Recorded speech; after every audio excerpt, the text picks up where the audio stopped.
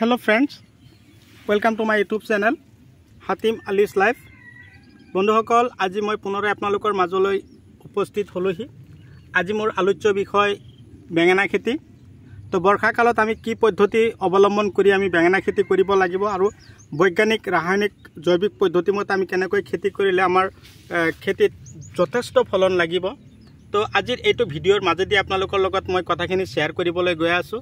তো কথা হ'ল আপোনালোকে যদি মোৰ চেনেলৰ নতুন ভিউয়াৰ্ছ হিচাপে আছে তেনেহলে মোৰ চেনেলটো সাবস্ক্ৰাইব কৰি দিব আৰু কাষত থকা বেল ঘণ্টিটো লাহেকৈ বজাই দিব যাতে এনেকুৱা ধৰণৰ উন্নত ধৰণৰ ভিডিঅ'ৰ নটিফিকেশ্যন অলৰেডি আপোনালোকে প্ৰত্যেক দিনাই পাই থাকে।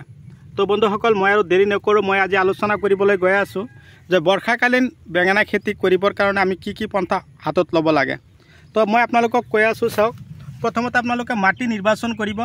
মাটিৰ গুণাগুণ ভাল হ'ব লাগিব। ওখ এঢলীয়া পলসুৱা আৰু হিউমাযুক্ত মাটি হ'লে বেঙেনা খেতিৰ বাবে বৰ উপযোগী।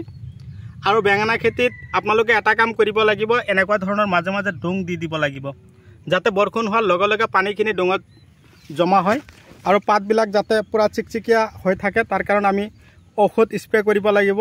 তো আজিৰ এইটো ভিডিঅ'ৰ মাজেদি মই কি ঔষধ দিব লাগে আৰু কি দানা খেতিত সিঁচিব লাগে আৰু ৰাসায়নিক সাৰ কিমান দিব লাগে আৰু বৰ্ষাকালত আমি বেঙেনা খেতি কৰিবৰ কাৰণে আমি গছজোপাত যাতে শিপাবিলাক একদম পুৰা ভাল থাকে আৰু গছৰ আগবিলাক যাতে পুৰা চিকচিকিয়া হৈ থাকে তাৰ কাৰণে মই আজি আপোনালোকক এই ভিডিঅ'টোৰ মাজেদি A to Z কথাখিনি শ্বেয়াৰ কৰিবলৈ গৈ আছোঁ। তো আজিৰ এইটো ভিডিঅ' মই ধুনীয়া এটা ভিডিঅ' যে আপোনালোকলৈ পঠিয়াই আছোঁ। আপোনালোকে এইটো ভিডিঅ' চাই আশা কৰোঁ আপোনালোকৰ খেতিটো এনেকুৱা ধৰণৰ বেঙেনা আপোনালোকে ধৰাব পাৰিব আৰু গছৰ পৰা ভাল এটা ফলন আপোনালোকেও পাব। তো চাওক এটা গছতে কমত 2 পৰা 2.5 কিলোকৈ বেঙেনা লাগি আছে আৰু এই যে মাজে মাজে ডুং দিবলৈ কৈছিলোঁ, এই চাওক ডুঙত পুৰা পানী জমা হৈ আছে।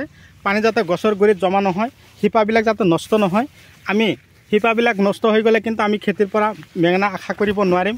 এই চাওক কি ধুনীয়াকৈ বেঙেনাবিলাক লাগি আছে আৰু প্ৰতিটো ডাল একদম পুৰা চিকচিকিয়া হৈ আছে। তো বন্ধুসকল আপোনালোকে মোৰ ভিডিঅ' কোন ঠাইৰ পৰা চাই আছে মই আপোনালোকক অশেষ ধন্যবাদ জ্ঞাপন কৰিছোঁ। আৰু কথা হ'ল আপোনালোকেও বা আমিও এনেকুৱা ধৰণৰ খেতি বাতিৰ লগত যাতে জড়িত হৈ থাকোঁ তাৰ কাৰণে আপোনালোকক মই আহ্বান জনাইছোঁ। তো বন্ধুসকল দেৰি নকৰোঁ, ওখ এঢলীয়া মাটি নিৰ্বাচন কৰিলে গছবিলাকৰ বয়স বা পুলিবিলাকৰ বয়স যেতিয়া চাব 25 পৰা 27 দিন উৰ্ধত 1 মাহ হৈ গ'ল তেতিয়া আপোনালোকে কি কৰিব লাগিব, পুলিখিনি লগাব লাগিব। লগোৱাৰ আগতে আপোনালোকে বিঘাই প্ৰতি 5 কিলোকৈ ফৰাডন সিঁচিব। তাৰপিছত 5 পৰা 10 কিলোকৈ আপোনালোকে চূণ দিব বিঘাই প্ৰতি। তাৰপিছত আপোনালোকে ৰাসায়নিক সাৰ দিব, DAP দিব 10 কিলো, ইউৰিয়া দিব 10 কিলো, ছুপাৰ দিব 15 পৰা 20 কিলো, তাৰপিছত পটাছ দিব 10 কিলো দিখিনি ধুনীয়াকৈ হাল মাৰি ময়ে ধূলিময় কৰি তাৰপিছত এনেকুৱা ডুং উঠাই তাৰপিছত আপোনালোকে লগাব। এটা গছৰ পৰা আৰু এটা গছৰ দূৰত্ব ৰাখিব 2 হাত আৰু শাৰীৰ পৰা শাৰীৰ দূৰত্ব ৰাখিব 2 হাত। এনেকৈ ৰাখি কিনে আপোনালোকে বেঙেনাৰ পুলিখিনি আপোনালোকে ধুনীয়াকৈ লগাব আৰু বেঙেনাবিলাক যাতে দীঘল হয় চিকচিকিয়া হয় তাৰ কাৰণে আপোনালোকে মাজে মাজে মেগনেছিয়াম কেলছিয়াম দানাবিলাক আপোনালোকে খেতিত ধুনীয়াকৈ স্প্ৰে কৰিব। এনেকুৱা মেগনেছিয়াম আৰু কেলছিয়াম দানাবিলাক খেতিত দিয়াৰ লগে লগে বেঙেনাবিলাকৰ চেহেৰা ধৰণ এনেকুৱা হ'ব, পুৰা চিকচিকিয়া হ'ব আৰু পাতবিলাকত যাতে কোনো পোকে আক্ৰমণ নকৰে তাৰ কাৰণে মাজে মাজে আপুনি কি কৰিব লাগিব, পোকৰ ঔষধ স্প্ৰে কৰিব লাগিব। এতিয়া এটা কথা হ'ল আমি কোন ধৰণৰ পোকৰ ঔষধ আমি খেতিত স্প্ৰে কৰিলে পোকবিলাক আমাৰ খেতিত আৰু কোনো ডিষ্টাৰ্ব নকৰিব। পাতবিলাক চাওক কি ধুনীয়া হৈ আছে তাৰ কাৰণে আপোনালোকে কি কৰিব লাগিব, উৰণীয়া পোকৰ কাৰণে আপোনালোকে এই চাওক বগামাছি খেদিবৰ কাৰণে আপোনালোকে একতাৰা ইক্কা এনেকুৱা ধৰণৰ ঔষধ আপোনালোকে খেতিত ধুনীয়াকৈ স্প্ৰে কৰিব।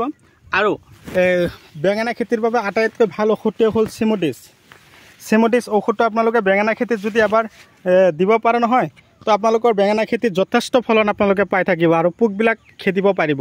পোকে আমাৰ বেঙেনাবিলাকক নানান ধৰণৰ সমস্যাত পেলায়। বেঙেনাবিলাক যেতিয়া ফুটা কৰে তেতিয়া বজাৰত লৈ গ'লে কিন্তু কাষ্টমাৰে লওঁতে বহুত টান পায় আৰু গছত আমি ভাল ফলন লগাবৰ কাৰণে বা ভাল ফলন ধৰিবৰ কাৰণে আমি কি কৰিব লাগিব, দানা সিঁচিব লাগিব।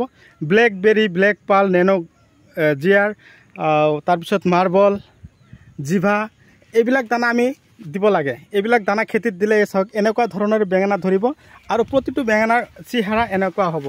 নিশ্চয় চাব পাৰিছে বেঙেনাবিলাক কি একদম পুৰা চিকচিকীয়া হৈ আছে। তো বন্ধুসকল মোৰ ভিডিঅ' চাই আপোনালোকৰ কেনে লাগিল মোক কমেণ্ট কৰি জনাব। আৰু আপোনালোকে এইটো ভিডিঅ' চোৱাৰ পিছত আপোনালোকৰ কোনটো খেতিৰ ভিডিঅ' লাগে আপোনালোকে মোক কমেণ্ট কৰি জনাব, যাতে মই এনেকুৱা ধৰণৰ উন্নত জৈৱিক ৰাসায়নিক আৰু বৈজ্ঞানিক পদ্ধতিৰে কৰা খেতিৰ ভিডিঅ' অলৰেডি আপোনালোকক মই দি থাকিব পাৰোঁ। আপোনালোকে মোৰ এনেকুৱা ধৰণৰ ভিডিঅ' চাই আপোনালোকে যাতে এনেকুৱা ধৰণৰ খেতি বাতিৰ লগত জড়িত হ'ব পাৰে। মোৰ এটাই উদ্দেশ্য, আপোনালোকে খেতি কৰিবই লাগিব। এনেকুৱা ধৰণৰ খেতি কৰি আমি সফল হ'ব লাগিব। 1 বিঘা মাটি যদি আমি বেঙেনা খেতি এতিয়া কৰিব পাৰিলোহেঁতেন, তেনেহ'লে আমি বিঘাৰ পৰা 1 বিঘা মাটিৰ পৰা কমত 2 পৰা 2.5 লাখ টকা এটা ইনকাম কৰিব পাৰিলোহেঁতেন। মই মাজে মাজে ডুং দিবলৈ কওঁ যে সেইকাৰণে যে পানীবিলাক যাতে ডুঙতে জমা হৈ যায় আৰু বেঙেনা গছবিলাকৰ গুৰিত যাতে পানী জমা নহয় আৰু শিপাবিলাক যাতে নষ্ট নহয়, তাৰ কাৰণে আপোনালোকে কি কৰিব, শিপাৰ দানা মাজে মাজে সিঁচিব লাগিব।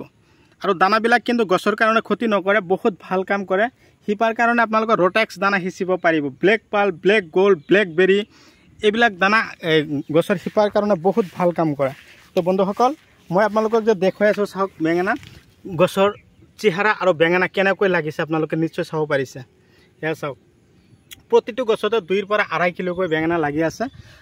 আৰু মাজে মাজে আপোনালোকে চেমটিছ স্প্ৰে কৰিব। তাৰ লগতে আপোনালোকক আৰু এটা ঔষধৰ নাম কৈ দিছোঁ, এটা হ'ল গ্ৰাচিয়া আৰু এটা হ'ল হানাভি। গ্ৰাচিয়া আৰু হানাভি এইটো ঔষধ আপোনালোকৰ খেতিত যদি এবাৰ স্প্ৰে কৰে নহয়, আপোনালোকৰ গছৰ বেঙেনাবিলাক আৰু ফুটা নকৰিব আৰু গছৰ চেহাৰাও ভাল থাকিব।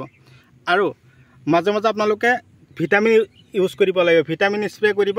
আবেলি সময়ত পোকৰ ঔষধে হওক ভিটামিনে হওক আপোনালোকে আগবেলি পৰাপক্ষত নিদিব, ভাটিবেলি সময়ত বা আবেলি সময়তে 4টাৰ পিছত আপোনালোকে খেতিত দিব।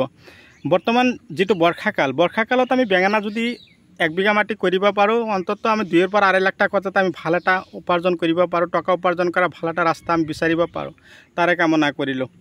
তো কথা হ'ল বন্ধুসকল ভিটামিন দুটাৰ নাম কৈ দিছোঁ, এটা হ'ল ৰজুতা আৰু এটা হ'ল চাই পাৱাৰ প্লাছ। আৰু মাজে মাজে যদি আপোনালোকে এনেকুৱা ধৰণৰ ভিটামিন বিচাৰি নাপায় তেনেহ'লে পিক আপ দি দিব পাৰিব। তো বন্ধুসকল এনেকুৱা ধৰণৰ খেতি বাতি আপোনালোকেও কৰক, সফল হওক, তাৰে কামনা কৰিলোঁ। তো মাটি বৰ্ষাকালত নিৰ্বাচন কৰিব ওখ মাটি, যাতে পানী জমা নহয়। তো কেৱল যে মই বেঙেনা খেতিৰ কাৰণে কৈছোঁ সেয়া নহয়, মই আপোনালোকক তিয়হৰ খেতি, পটলৰ খেতিত এনেকুৱা ধৰণৰ খেতি বাতি যদি আপোনালোকে কৰিছে, এনেকুৱা ধৰণৰ খেতি বাতিৰো। আৰু ইফালে আছে কেৰেলা খেতি, কেৰেলা গছবিলাকো ধুনীয়াকৈ হৈ আছে। চাওক কিমান ধুনীয়াকৈ গছবিলাক গ্ৰ'থ হৈ আছে, লাহে লাহে ডাঙৰ দীঘল হ'ব, গছত কেৰেলা লাগিব। আপোনালোকেও এনেকুৱা ধৰণৰ খেতিৰ ভিডিঅ' আপোনালোকে পাই থাকিব। তো মই আপোনালোকক এনেকুৱা ধৰণৰ ভিডিঅ' দি থাকিম, আপোনালোকে পাই থাকিব। তো বন্ধুসকল মই যিখিনি কথা কৈছোঁ আপোনালোকে মোৰ কথাৰ ওপৰত বেছ কৰি আপোনালোকেও খেতি কৰক, সফল হওক, তাৰে কামনা লৈ আজি মই আপোনালোকৰ মাজৰ পৰা বিদায় লৈছোঁ। পৰৱৰ্তী ভিডিঅ'ত লগ পাম। ধন্যবাদ।